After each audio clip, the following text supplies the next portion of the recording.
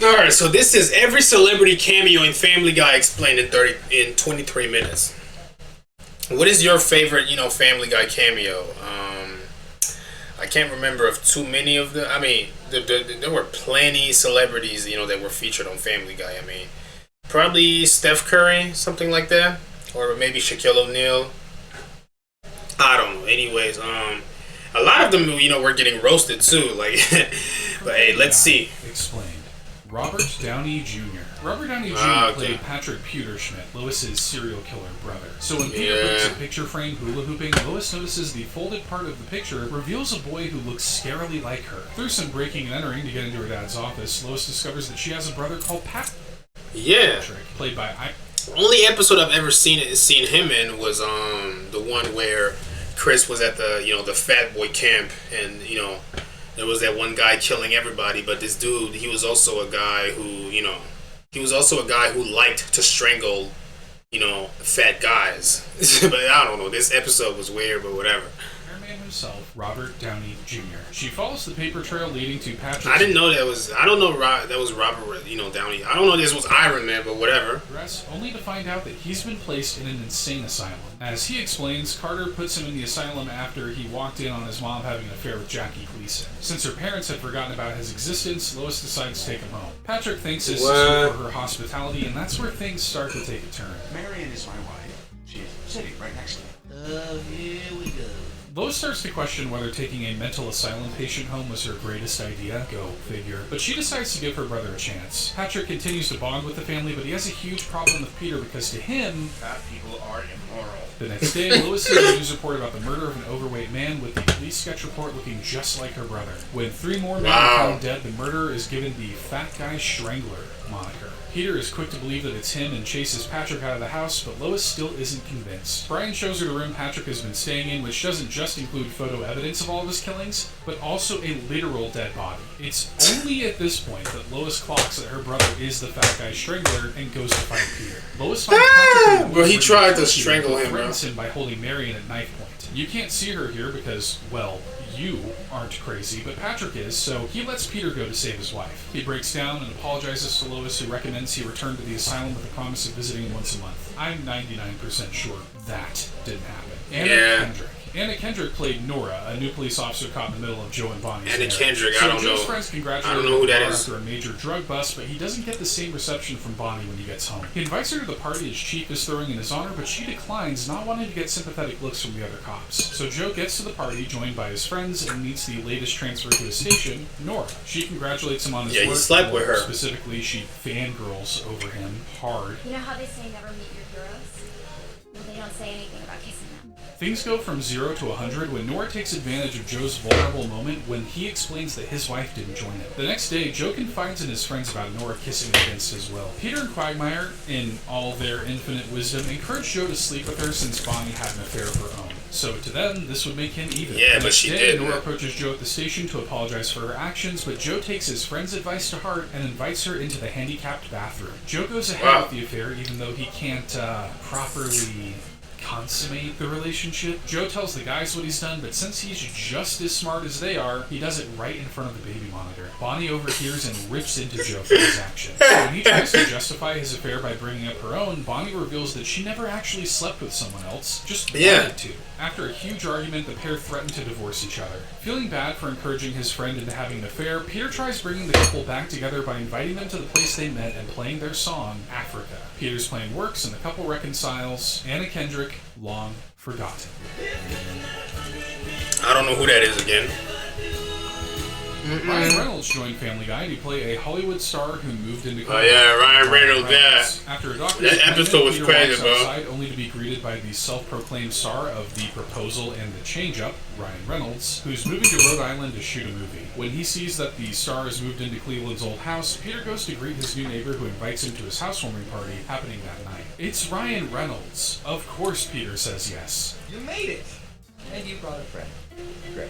By this point, it starts to look like Reynolds may have a crush on Peter. The suspicions only grow as the Deadpool star has a tickle fight with Peter, goads him into complimenting his physique, and even asks him out for dinner. So, not a date. Peter hasn't picked up on the hint, That was so he weird, says bro. yes to Ryan's offer yet again. So the two share a feast of Moroccan food, but alarm bells ring for Peter when Reynolds literally forces his hand into the Griffin man's mouth to feed him some lamb tagine. That was intense. Finally, Oh my picking up God, on no those way. strong hints, Peter goes around Ryan's house to confront him about the actor's possible crush on him. He gives him the classic "it's not you, it's me" speech, telling Ryan that he's not interested in men. But plot twist, neither is Reynolds. Reynolds is beyond confused when Peter suggests that he's gay, stating that he's attracted to Peter in the way that a man is attracted to a woman.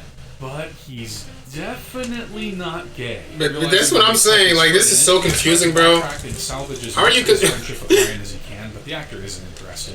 I could never really be attracted to somebody who uses labels like gay and straight. Peter's left crying over the loss of his new best friend, but it's not the end of the world as Reynolds leaves him with the phone so they can always stay in contact. Two-time Oscar winner Cate Blanchett played Penelope, the love of Stewie's life. Stewie's getting pushed girlfriend. over at the park turns out to be the Nah, I best don't know thing who that that happened is, to the baby so. that day, as it leads to another girl coming over to check on him. And it's crazy because I didn't even know that these characters were actually based on, you know, real celebrities. Like, what? Because you know, this video, I thought I thought, like, you know, he would actually only talk about the, you know, the characters that, you know, were presented as like real celebrities, like Ryan Reynolds, you know, the real character, not just a character based on him, but, you know, the actual Ryan Reynolds, like stuff like that. I did not know, you know, about that. I did not know, sir, you know, a few of these characters were based on, you know, real celebrities or whatever. She also gives the boy who pushes him tapping Except for Adam West, but whatever. Play out in front of him has Stewie crushing hard. The pair continue to hang out and bond over their weapons rooms and commit acts of war. We blew up the Great Wall of China, bombed the Eiffel Tower, and Stewie is certain that his female counterpart is his soulmate, but Brian sees that her influence on him isn't the best thing for the baby. When Stewie tells Penelope that Brian suggested they spend less time together, she responds with the worst suggestion of them all. Chill, bro. Stewie agrees at first, but after his failed attempt at killing his best friend, he realizes what he's doing is insane and tells Penelope as much. Having known all along that he couldn't do it, she instead vows to do the job herself. Brian doesn't find her a threat at first, but when she shoots the mailman and then him straight after, he calls in Stewie for reinforcements. The so-called soulmates get locked in an That fight was crazy, bro. using all the gadgets they have at their disposal. Stewie does get the upper hand and goes to finish the job, but she asks him to let her deliver a final message. But just one thing was. Kiss him. It was all the distraction she needed to make her epic getaway, leaving Stewie tied up and still madly in love. Brian thanks Stewie for saving his life, and the baby reassures him that their relationship has and always will come first. But with the getaway she made, is there a chance for Cate Blanchett's return in the future? Kristen Bell has a role as Brian's new coworker Martha, who becomes a victim of his sleazy ways. Before I start, the episode before this one told the story of Brian getting kicked out of the house after becoming public enemy number 1 following an insensitive tweet. This episode, and Brian is struggling to pay the rent. Oh my god. Bro, come on. Bro, Ride Along 3, they said, bro, about to see the new Kevin Hart movie, Psych, I'm white and went to college. That was, everyone started hating him for this, bro. To make some cash, Brian gets a job working at the suicide hotline where he meets his new office buddy, Martha. He tries to make a move on her. Of course he does, it's Brian. But she isn't interested. Maybe we could Netflix and grill. I think it's Wow. Netflix and chill. After she walks away, Brian takes that as his sign to creep through her Facebook photos and spend some quality time with his hand. But he doesn't realize that while he's doing that, she's rethinking her decision to say no to him. She goes back into the office with the intention of saying yes, but she catches Brian in the act.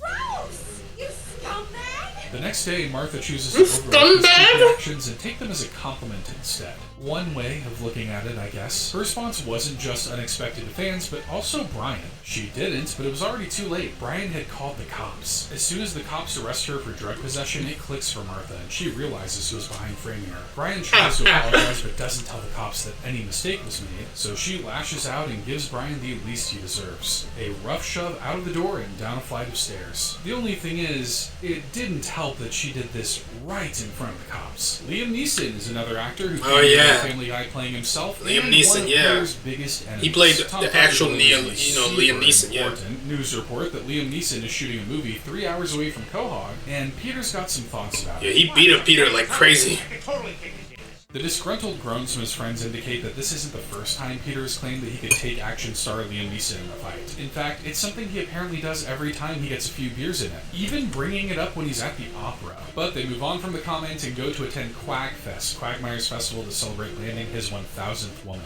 Quagfest comes and goes, and the guys find themselves in the bar again, where we get a case of deja vu. Peter, several beers deep, claims that he could take Liam Neeson in a fight. So the guys call his bluff and drive Peter to the movie set that Neeson is working on. He fails to get on the set, so instead he sets up a confession booth. An Irish person's weakness, apparently. I killed 200 animals.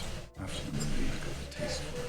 Hearing the concerning confession doesn't deter Peter, who still lets the police know that he plans to hurt the actor. Obviously, he gets arrested for his honesty, but his bail gets posted not by his friends, but by Liam Neeson. Standing face to face with Neeson, Peter tries to make good on his word, but his attempt is pathetic. Realizing he's out of his element, Peter begs Neeson for forgiveness, but the Irish actor isn't accepting it. He wants Peter as his slave. He's stuck shining shoes and doing menial chores for the actor, as well as getting humiliated by him in front of his friends. That's why he's my big fat houseboy now. It's one insult too much for Peter, who decides to finally live up to the claim he's been making all along. Neeson leaves him bloodied and beaten, but Peter at least puts up one hell of a fight, impressing his friends for his efforts. Allison Janney played the mom of one of the show's biggest offenders in an episode titled Quagmire's Mom. Every problem in this episode can be pinpointed to have started in one place, a house party that Peter threw against Lois's wishes. Quagmire meets Kira, a woman that he spends the night with, before finding out the next morning that woman she's who gave birth 9 times to the same child. Props, plus the photos he showed to impress Joe, leads to Quagmire's arrest for sleeping with an underage girl. As he stands on trial, he talks about what made him the way he is. He blames his absent dad, as well as his mom, who sounds just as sexually active as him. His pleas don't work as he's sentenced to 20 years in prison, which is when Allison Janney's character walks in. Oh, no, you don't!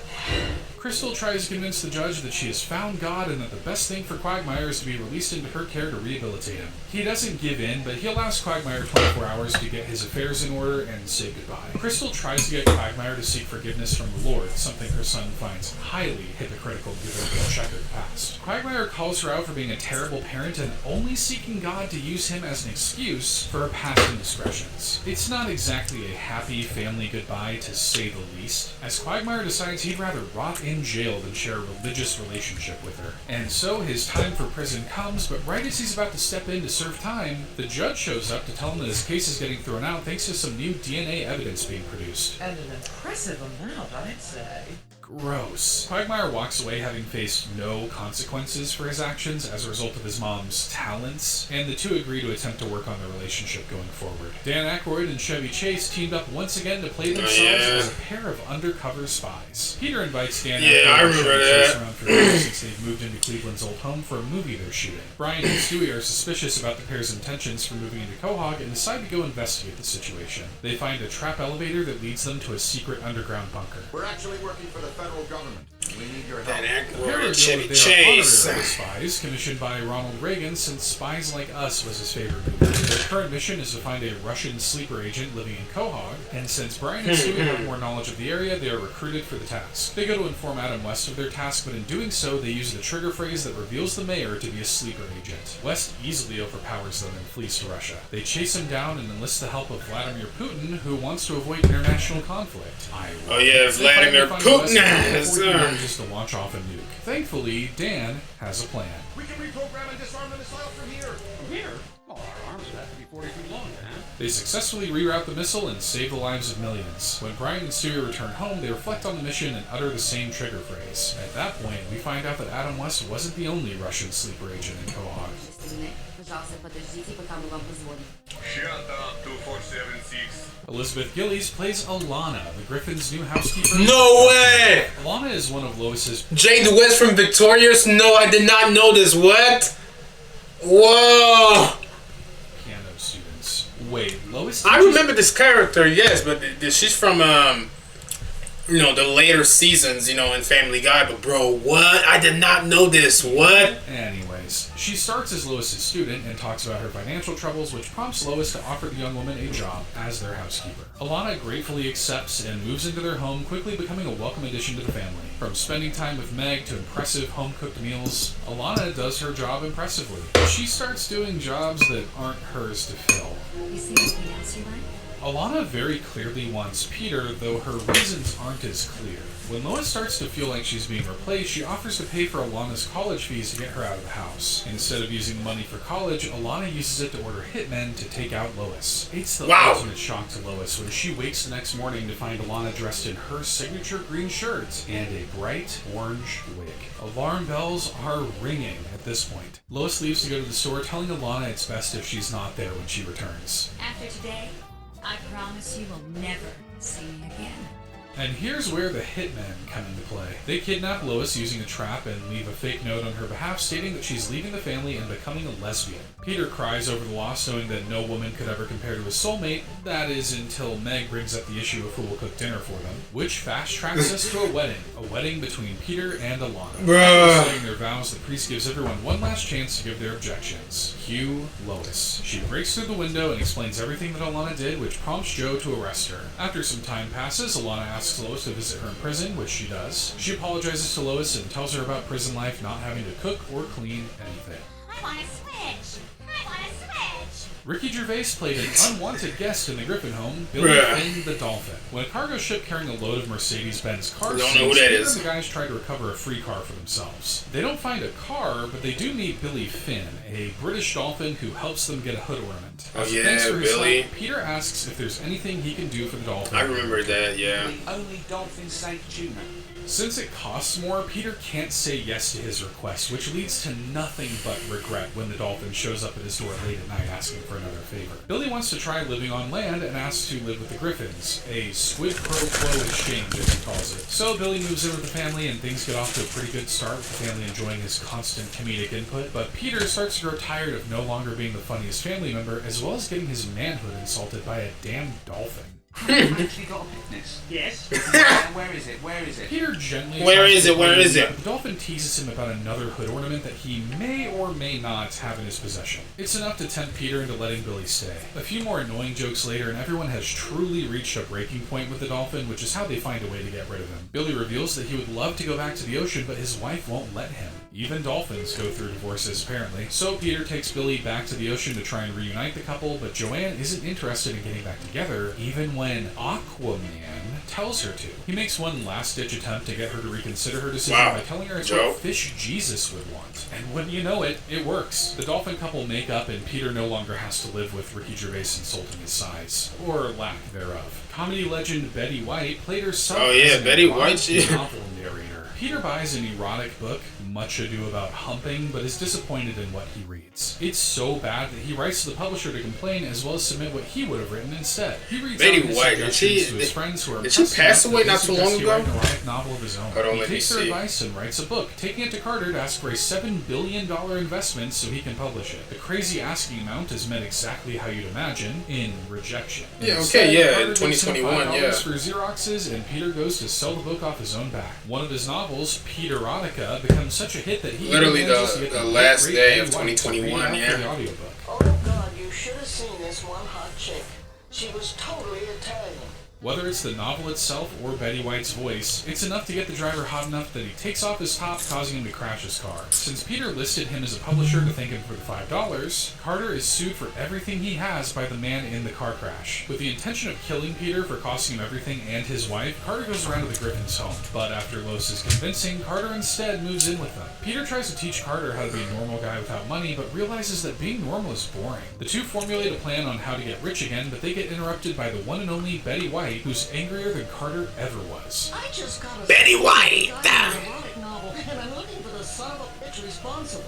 You get him, Betty. The son of a Carter attempts to get richer in bitch vain responsible. turns to Carter, saying she made a mistake. Carter spends all of 2 seconds before deciding he's going back to hating Peter and leaves him no richer than before. Ed O'Neill played another parent on Family Guy in the form of Joe's ableist dad. With Father's Day right around the corner, Ed O'Neill, okay. Joe's dad. Joe admits that they're He was playing estranged, Joe's which dad, prompts okay. his friends to call his dad and invite him into town for the holiday. It's a nice gesture, but a huge mistake. Yeah, his dad Joe didn't tells even them know that he the was reason he's not spoken to his dad disabled, in years is that the man always in a made wheelchair. fun of disabled people. And since becoming handicapped, he hasn't wanted to call his dad out of fear. He tries to Ed call him, but it's O'Neill. already too late, so they try to come up with a plan of hiding his paralysis. A few stupid plans later, they decide that the best thing to do is to have Peter and Joe trade Ed places O'Neill. for the weekend. I barely recognize you. Put on a little weight, haven't you? Peter and Bud get on like a house on fire, spending time bonding together on patrol. When they get back home and they see Joe posing as Peter, Bud launches into a string of insults about the man in the wheelchair, not realizing it's his own son. Even worse, Peter joins in. Suffering from his own daddy issues, Peter tells Bud that he can move in with him and Bonnie. It's a crazy idea, but Peter isn't seeing reason. He continues to become more like Bud,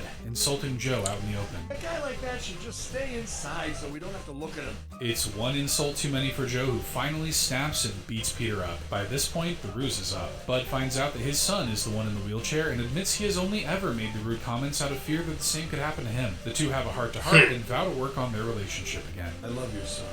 Elizabeth Banks plays Pam Fishman, the wife of Lois Griffin's ex-boyfriend. Elizabeth Banks, hold on. With the news that she's run into her it sounds familiar. Who is that? The family around for dinner at his house. The Fishmans brag about their jobs, Elizabeth family Banks. vacations, and everything that makes them the better family. Yeah, hold on.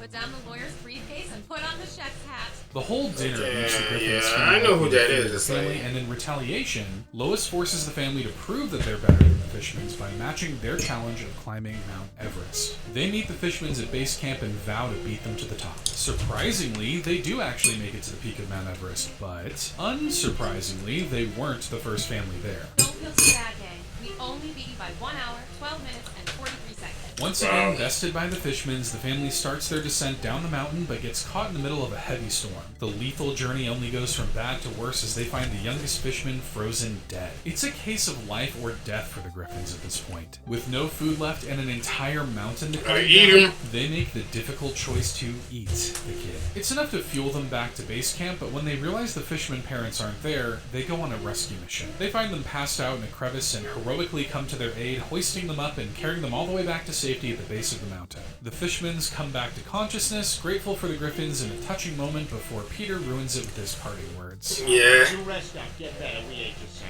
Tom Brady joined the show for an episode to play the 7-time Super Bowl winner. Tom Brady, bro. Peter attends his high school's 25th reunion under the pretense of having made it big in life as a secret agent astronaut millionaire. It just so happens that one of his classmates brought along Tom Brady, and after a few too many beers, Peter runs past him to the bathroom, showing off his athletic prowess as he goes. You heard me right, prowess. Tom is impressed by what he sees and makes an incredible offer to Peter. How would you like to play for the New England Patriots? He's usually an idiot, but this time Peter makes the smart decision and says yes to Tom's proposal. His football career Tom couldn't Brady. get off to a better start as he scores a touchdown in his first NFL game and invites Brady to join them for a celebratory dinner. Some family members, more than others, fangirl hard over having the NFL star in their home. As the games go on, Peter's showboating becomes an issue. Rather than just celebrate like any other player, Peter puts on an entire performance of Shapoopy from the Music Man. This is the tipping point for Brady, who gets him kicked off the team and traded to an English team. I talked to the coach, and he's selling your contract to another team. The London Silly Nannies aren't the most impressive team, but Peter vows to make them better in time for a grudge match against the Patriots. As hard as he tries, all the training in the world couldn't have prepared them for the matchup. Peter stands his ground against the NFL team while the rest of his teammates run off in fear. So, not the biggest surprise in the world that Peter couldn't win a game of football on his own, but what he did win was the respect back of Tom Brady. Actually, Peter, you're not a loser at all. What you did just now was pretty ballsy. Still not ballsy enough to earn him back his spot on the Patriots. In the Thanksgiving episode, Kate McKinnon played Karen Griffin, Peter's sister and bully. The trauma journey for Peter starts when he gets a letter from his sister and aunts that I don't know who that is, Everyone but whatever. Peter is excited to read the letter that explains she'll be joining them this year for Thanksgiving. So the big day arrives and everyone gets to meet Peter's doppelganger for the first time. The one that got away. I'm just Joshua Kid. Auntie's not a biscuit fucker. The siblings share looks and fart jokes, but no love. It's not just his family that lives for Karen, but also his friends who recognize her as the wrestler Heavy Flo. His friends gush over her strength and humor, and it becomes increasingly clear why Peter hasn't wanted to introduce his sister to anyone. Jealous. Yeah. Lois pleads with Peter to attempt to pretend to have a good holiday with his sister there, so he reluctantly sits down at the table where he joins her mid-embarrassing childhood story. Every story she tells is at his expense, and he goes from being the source of the jokes to the butt of the joke. So dinner is a failure, but he attempts to play Happy Family once again for a touch football game in the backyard. Karen very quickly takes the game from a touch football to a pay-per-view WWE match. This is where the true intentions become clear. He was bullying the hell out of this dude. And whenever he stutters, he usually pees his pants.